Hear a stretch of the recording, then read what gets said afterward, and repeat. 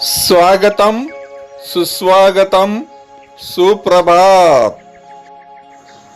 Jagdish social media network में आप सभी का दिल से स्वागत। प्रस्तुत करते हैं स्वामी वासुदेवानंद जी सरस्वती, इनके अमृतमय वाणी द्वारा विष्णु सहस्त्र नाम प्रवचन, भाग क्रमांक 157। प्रथम नमन आपको। जय गुरुदेव। श्री विष्णु सहस्त्रनाम ज्ञान यज्ञ प्रवचन क्रमांक 157, श्लोक क्रमांक 29 और नाम क्रमांक 141।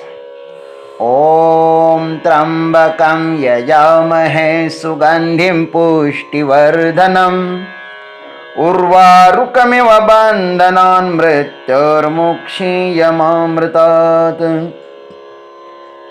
समस्तजनकल्याणनिरतं करुणामयं नमामि चिन्मयं देवं सद्गुरुं ब्रह्मविद्वरं शान्ताकारं भुजगशयनं पद्मनाभं सुरेशं विश्वाधारं गगनसदृशं मेघवर्णं शुभांगं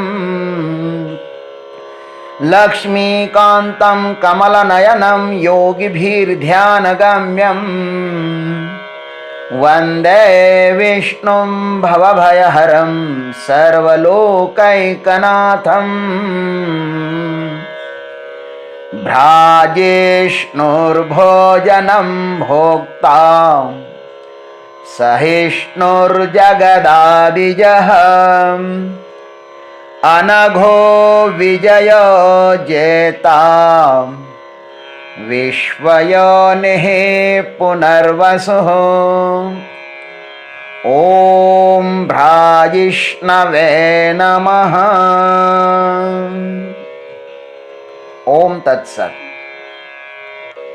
भीष्म पितामह जी महाराज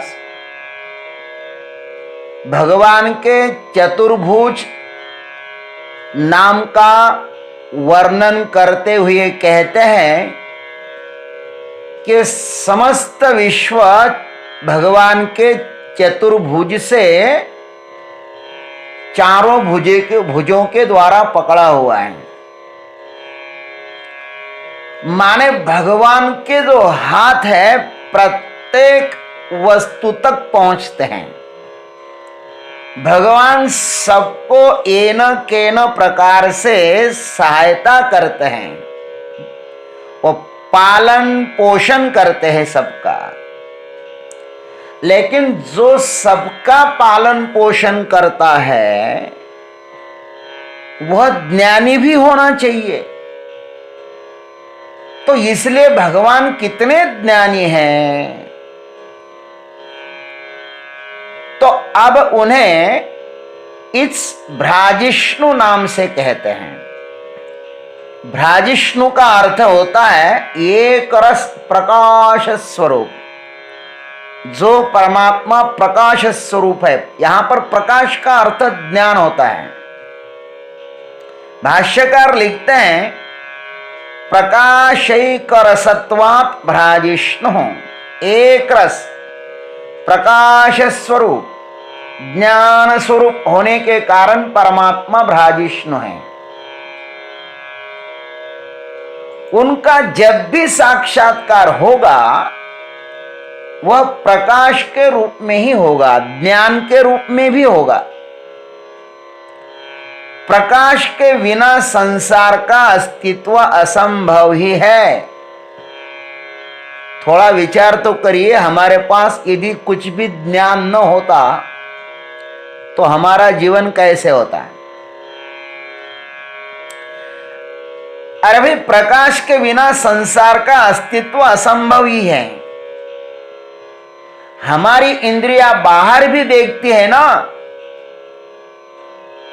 तो प्रकाश के कारण देखती है, और भीतर भी देखती है तो वह भी प्रकाश के कारण ही देखती है। हम आंखें बंद करके भी चिंतन करते हैं और आंखें खोलकर भी जगत को देखते हैं ना, तो प्रकाश के कारण ही। अंध व्यक्ति को बाहर की आंखें भले ही ना हो, लेकिन उसको भीतर की आंखें तो होती ही है ना। भगवान कितने प्रकाशवान है, इसके विषय में श्रुति स्मृति में वर्णन आया है। हमारा अनुभव भी यही कहता है। श्रुति कहती है, न तत्र सूर्यो भाति न चंद्र तारकम नेमा विद्युतो भांति कुतोयम अग्निः तमेव भांत मनुभाति सर्वम तस्य भाषा सर्वम इदम विभाति। कठ श्रुति ने कहा है 2:2:15। और यह मंत्र अनेक श्रुतियों में आया है। आत्मस्वरूप ब्रह्म में सूर्य प्रकाशित नहीं होता, न चंद्रमा और न तारों का समुदाय ही प्रकाशित होता है, नए बिजलियां भी वहां पर प्रकाशित होती हैं। फिर यह लौकिक अग्नि कैसे प्रकाशित हो सकता है? क्योंकि उसके प्रकाशित होने पर ही उसके प्रकाश से सब कुछ प्रकाशित होता है। उसी के प्रकाश से संपूर्ण जगत प्रकाशित हो रहा है महाराज। वहीं से सब कुछ प्रकाश प्रसूत हो रहा है। इसलिए तो इस श्रुति ने भी कहा, हिरण्मयेन पात्रेण सत्यस्यापि हितम मुखम। हे प्रभु,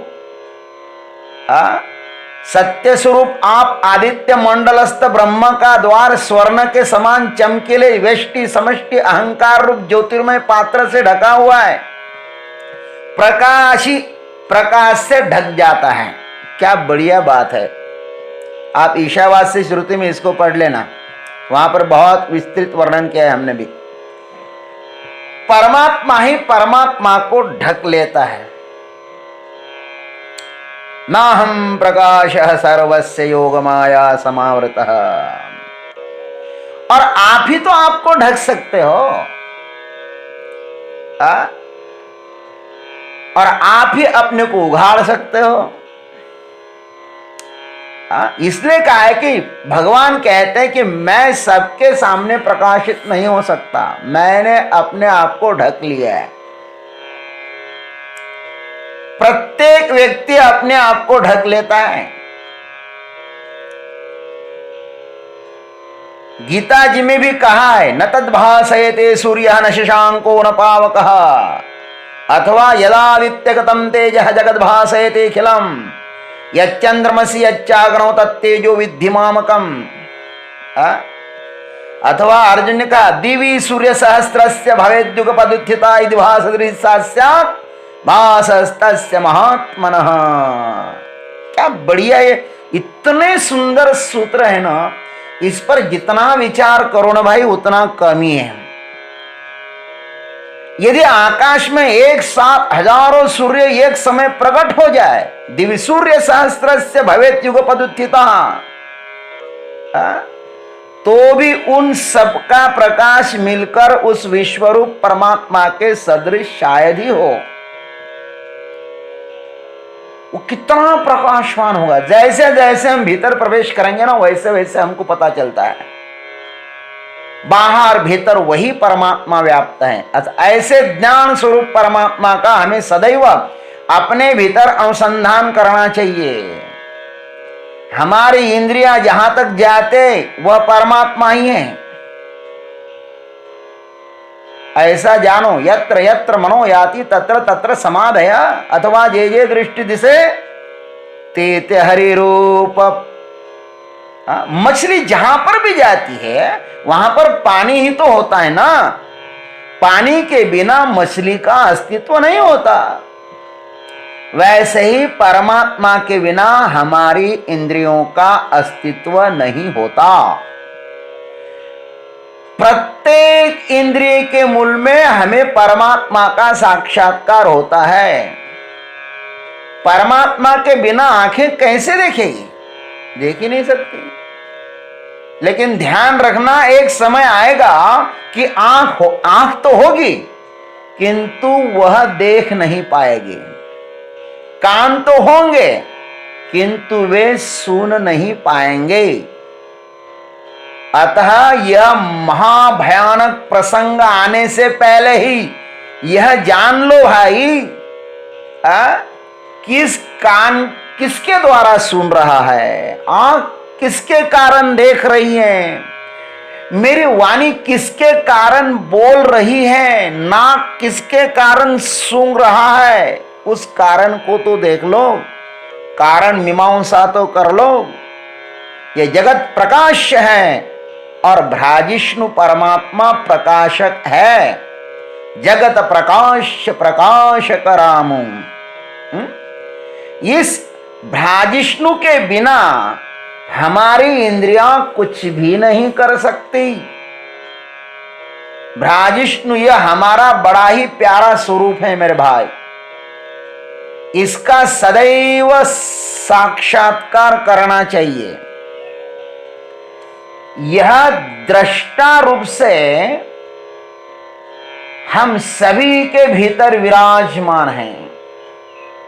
उसकी अध्यक्षता में ही इस मेरे शरीर का व्यवहार चल रहा है। मेरे प्रत्येक रोम रोम में, प्रत्येक वृत्तियों के पीछे उसी परमात्मा की शक्ति काम कर रही है।